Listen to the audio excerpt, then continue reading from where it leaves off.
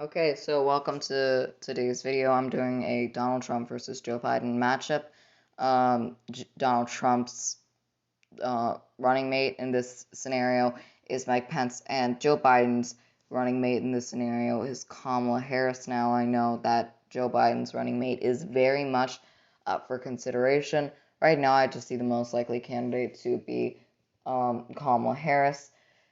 But, things can change, and vice presidential picks tend to surprise a lot of people. We were expecting a Julian Castro to be Hillary Clinton's running mate in 2016. Now, we all know that didn't happen. It was Tim Kaine. So, I'm going to fill in the safe Republican states right now and then the safe Democratic states.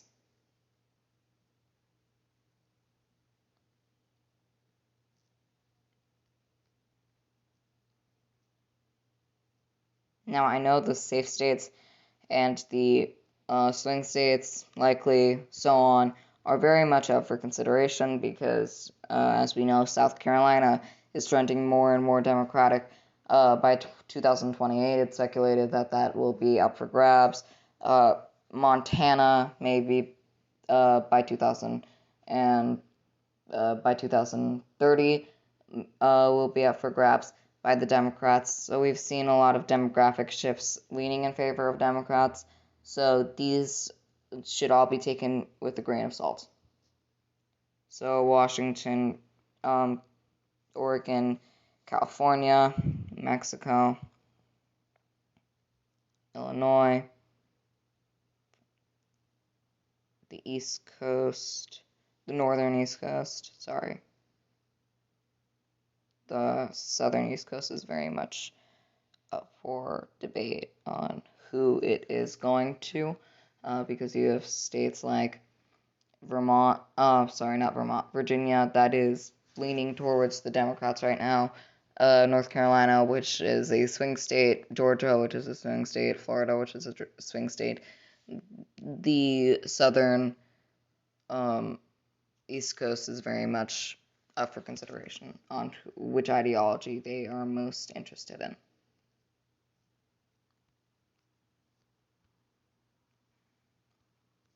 Okay, that is what I see the swing states looking like. The safe states looking at like. So let me go to the likely states. For Republicans, I see the likely states as Iowa, Ohio, and Texas. I just want to point out, I don't mean to go on a limb or anything here, but if the Republicans lose Texas in the upcoming election, not 2020, but in 2028 or 2024, they should be scared out of their minds. I'm not going to put it bluntly. That is their strongest hold out of any of the safe states. The other ones don't even compare. So they need to either try to find a more progressive approach to their policies to try to get back Latino voters, try to swing support to them by possibly making border protection laws a little bit less strict. But if they don't do that, then they're basically handing Democrats most of the elections after Texas possibly goes blue. So, Nevada, Colorado, Minnesota, I all see those as likely states for the Democrats. Uh, is there any others? No.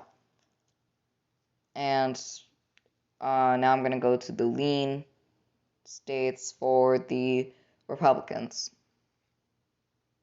I see Georgia as a lean state, and I think that's all the lean states that I am thinking of for Republicans.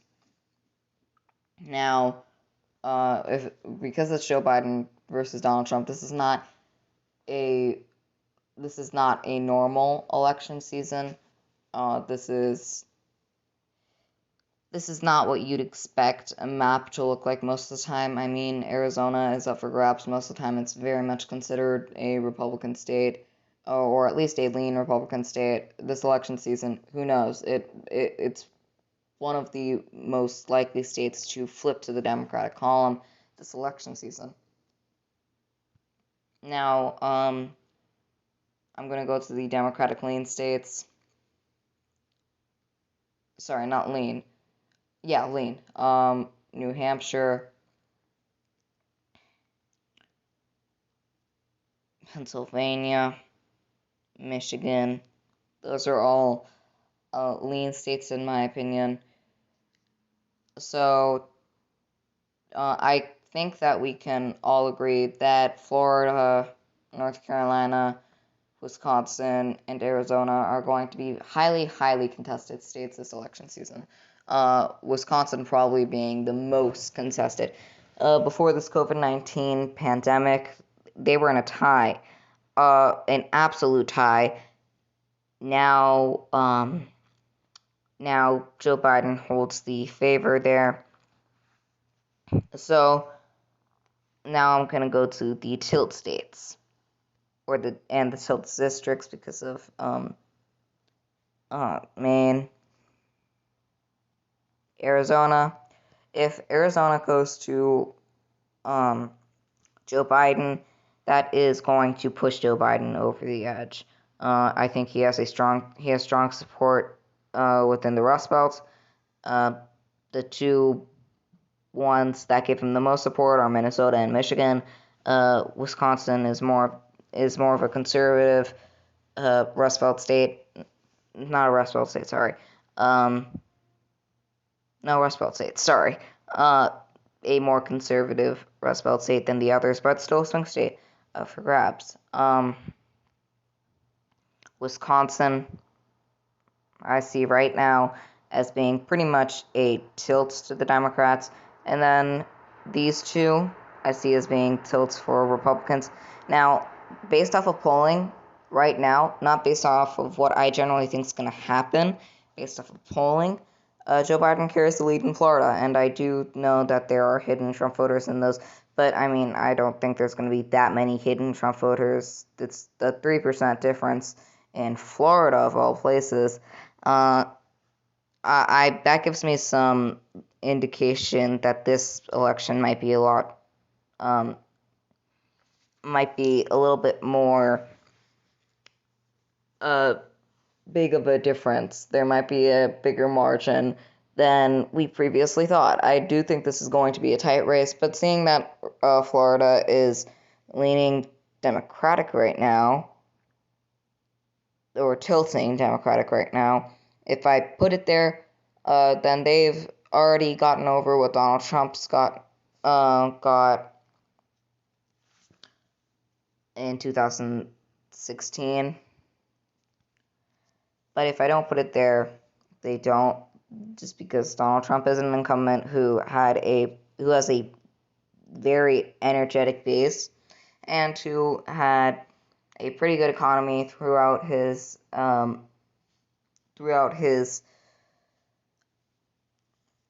term. It's only after the COVID-19 pandemic that the economy started going down, like rapidly down. And this is part to do with the COVID-19 pandemic, and part to do that he just didn't do that much of a great job trying to stop the COVID-19 pandemic. He said, quote, "We have everything under control," and now it's pretty obvious they didn't have everything under control.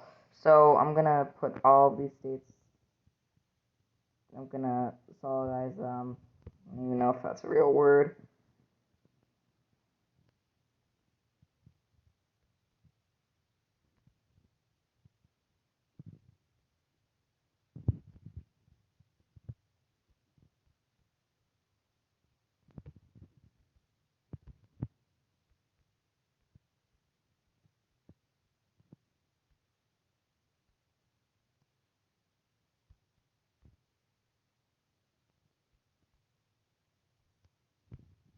Okay, so this is the map that I see.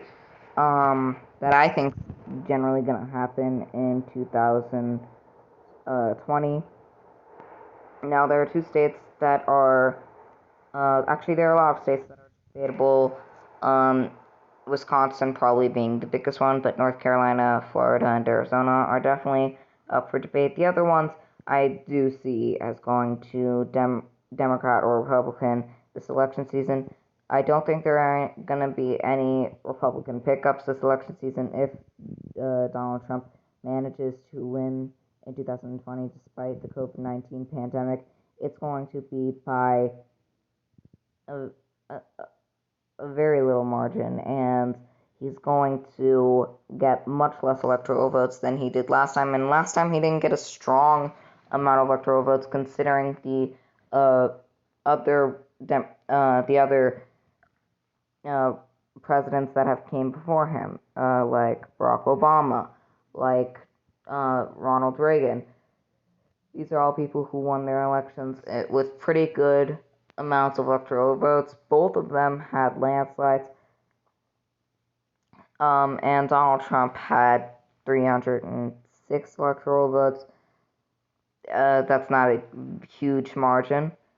So he should definitely be scared, or at least be looking at the possibility of trying to get Arizona, which is very much a swing state right now, trying to get um, Pennsylvania. I think Michigan is pretty much likely to go to the Democrats. I not meaning that they shouldn't campaign there, because I think if we've learned anything from Hillary, right when you think a state is safe for a certain party, or at least leans a certain way, it can just change out of nowhere in the snap of a finger. So it depends on turnout, obviously, and if Democrats don't get turnout in Michigan and don't energize their base there, then they're probably not going to get that state. So they should definitely, and how they energize their base is campaigning there. So that's how I see the election going, with Joe Biden at 289 electoral votes and Donald Trump at 249. Thanks for watching. Please like, subscribe, and turn on that notification bell.